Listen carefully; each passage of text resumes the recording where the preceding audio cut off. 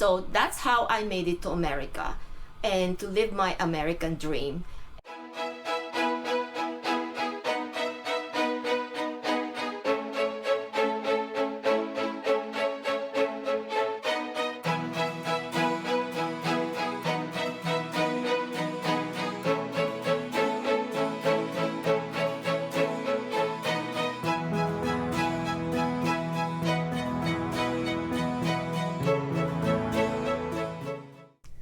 Hello guys, welcome back to East West Picayune. This video is about how I made it to America. I'm gonna also try to vlog in my native language. I say native is because maybe most of you know that I grew up in the Philippines, although I have Chinese ancestry. Well, my parents are Chinese, but I happen to be born in the Philippines. And even my parents, they both were born in the Philippines. In a sense, I sort of relate to a Filipino in heart and in my mind.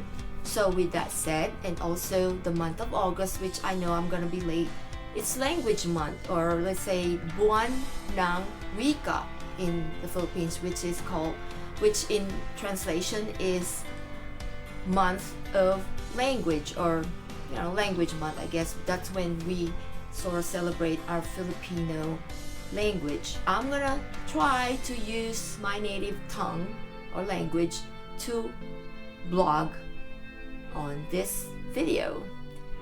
So, umpisahan na po natin, and I'm gonna try to figure out how to do closed captions for my American subscriber.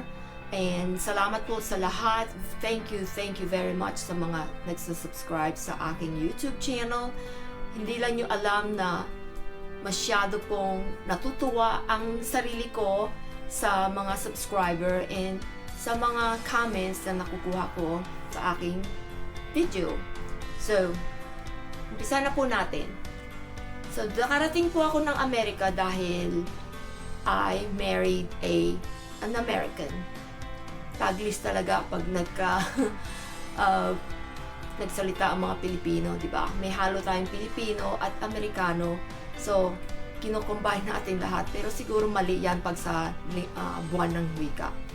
Anyhow, so, nung lumaki po ako, and it's always, they talk about life in America is good, blah, blah, blah.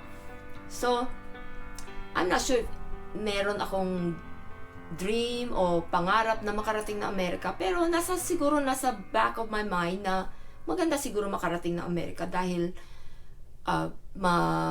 masarap daw ang buhay at madaling kumita ng pera. So, nung siguro mga teenager na ako, o maybe in my 20s, I would say in my 20s, yes, in my 20s, na nakagraduate na po ako ng kolehiyo. Sa College of the Holy Spirit po ako nag-graduate sa Mendiola as medical technology. So that's pre-med. So from then, my sister actually, meron siyang pen pal na taga North Carolina. So anong nangyari po, ang sister ko nagka-pen pal, tapos umalis siya, pumunta na Amerika, pero hindi niya minit itong Amerikano, pero akong nagsusulat para sa kanya. So, nangyari nag-join na din ako ng pen pal sa, yun 1980, mga 80s, mid-80s. So, back then, hindi pa ang internet. So, nagsusulat po kami pen pal. So, once a month, susulat ka, makukuha mo yung sulat 1 month later. So, pabalik-balik po. So, this is how I met my ex-husband na Amerikano po rin. Pero immigrant din po siya galing Europe. For his sake of privacy, since we are no longer together, medyo hindi po natin i-dwell masyado tungkol sa kanya. But, needless to say, for dating, I guess you call that dating, pumupunta po siya ng Manila twice a year. So, tuwing semestral break ko po, dahil nag-aral po ulit ako ng nursing. Dahil yan talaga ang gusto ko. Kaya lang, medyo inistap ako ng grandmother ko dahil ang gusto niya, ibang kurso. And ang gusto niya, doon ako sa exclusive school for girls ba. So, yun ang inaral ko na medtech. So ngayon, since then, talagang gusto kong mag-nursing. So nag-proceed ako ng nursing. So itong ex-husband ko, he goes to Manila once every 6 months. So tuwing semestral breaks, nandun siya. Mga una 1 week, tapos sunod niyan 3 weeks. So every time 3 weeks. So for about 2 years or so, maybe 3. And ang nangyari po niyan, after mag-graduate na po ako ng nursing, and there's all this chaos sa Maynila. If you remember the Marcos regime, there's the people revolving against the government. Nagkaalala siya na sabi niya na, oh, maybe we should get married dahil baka hindi na siya makabalik ng Maynila, ganyan-ganyan. Dahil sa revolusyon ng mga tao back then, which is in the 80s, late 80s. So, nangyari, I guess, yun ang proposal ko. There's no actual formal proposal na will you marry me, engagement ring, wala po. So, ang nangyari, bumalik siya ng March, na that's when I'm graduating sa nursing and we gonna get married at the same time. So, mag-attend siya ng graduation and then magpapakasal kami. So, yun nga, nangyari po, nagpakasal kami. So, that is how I made it to America with a spousal visa. I guess I don't know much. So, siya po ang gumawa ng mga papeles ko. So, we got married. He stayed for, I think, 3 weeks or something, or maybe a month, until yung visa niya mag-expire. And then, he came back to the US. So, nag-apply siya ng visa ko. So, that was March. So, nag-went for interview. It was very extensive interview.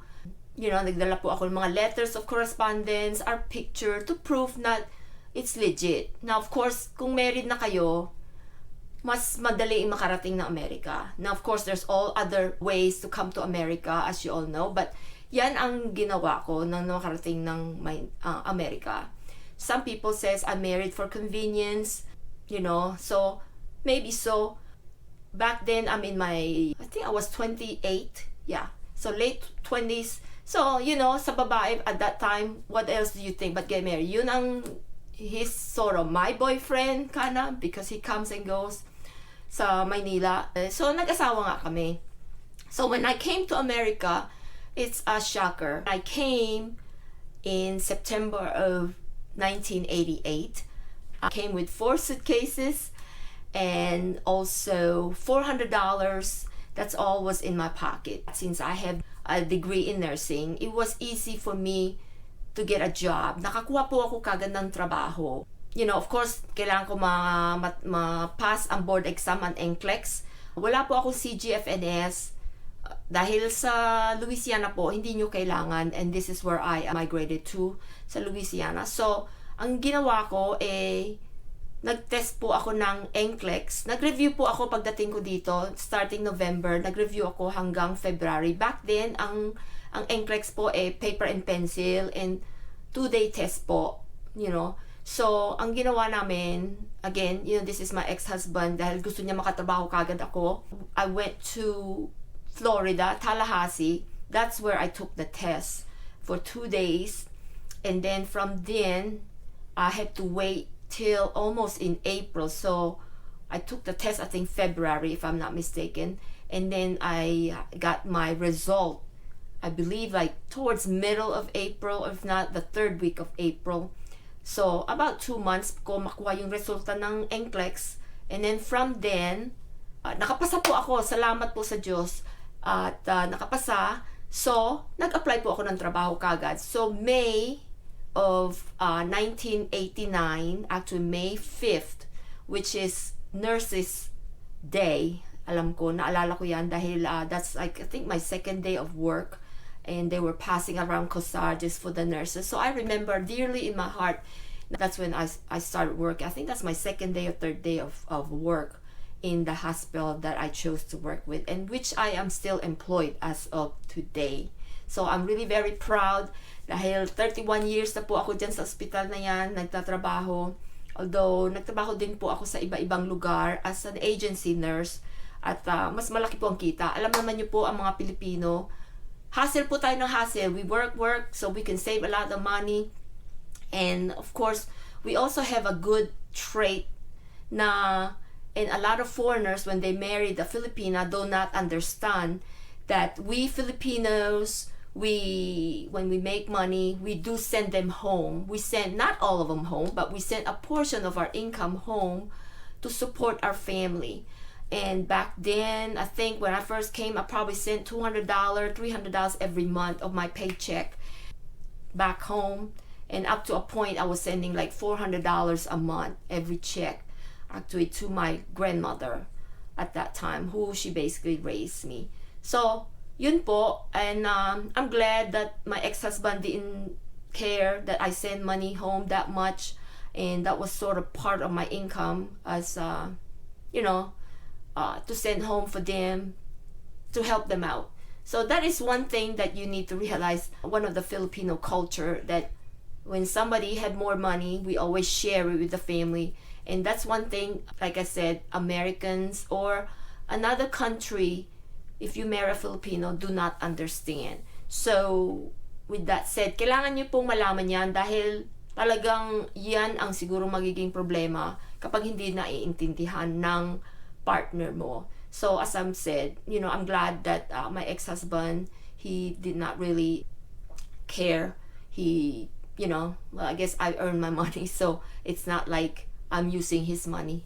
I was working on my own, raising the family and do everything I can, and actually work part-time with an agency to pick up extra hours. And back then, ang agency, mas malaki kita, halos doble ang kita ko compare sa hospital na full-time with benefit ang trabaho.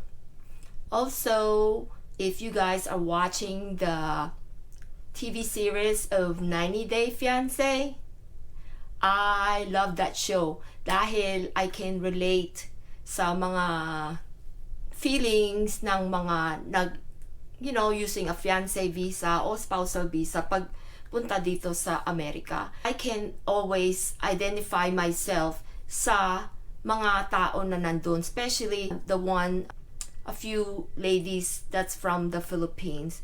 Now, of course, there's one girl there that probably wouldn't identify myself with. I kind of feel embarrassed about that. But anyway, Filipinas are really good wives. When I was married, I took care of my husband. I cook, I clean, and I held a full-time job and basically run the household and support the family. I was actually the main breadwinner of the family when I was married for, I would say, at least 13 years of that. I wouldn't doubt in my mind still, a Filipina is a good wife to have. In some ways, I feel like I'm more American than Filipino, but really deep in my heart, Filipino pa rin. And this is a funny joke because when may nagtatanong sa akin, where are you from? I always say I'm from the Philippines, and I never say I'm Chinese. So ang anak ko, she always thinks she's Filipino. I guess kasi sabi ko Filipino. But in reality, she's half Chinese and half German.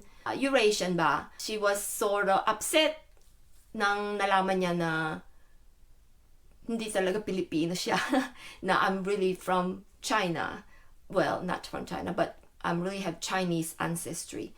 But, it is what it is because, as I said, I felt like I'm more Filipino than Chinese dahil I grew up in the Philippines. That's just how I made it here to America, and I have to say I'm living the American dream. 31 years na po ako sa Amerika.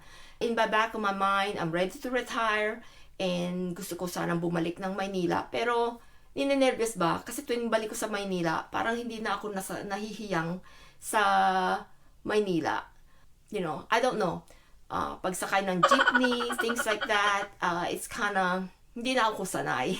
Although, when I grew up there, that's all I did. I rode the jeepney, I rode the bus, and that's our mode of transportation.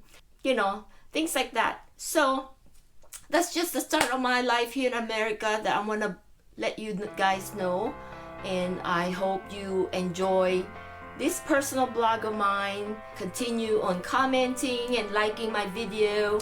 And please subscribe pag hindi pa kayo subscriber. And I'd like to let you guys know that enjoy ako maggawa ng vlog, mag-edit. It doesn't feel like work to me. So parang naging hobby ko na to. So gusto ko kung mag-retire ako, ito ang hobby ko. To make me feel validated, please subscribe, and thumbs up po para it gives me a little bit of more a boost, make me feel good. Anyway, so until then, hopefully everybody's good, safe in this COVID environment, pandemic. Salamat po sa lahat, and I love you, and until then, bye!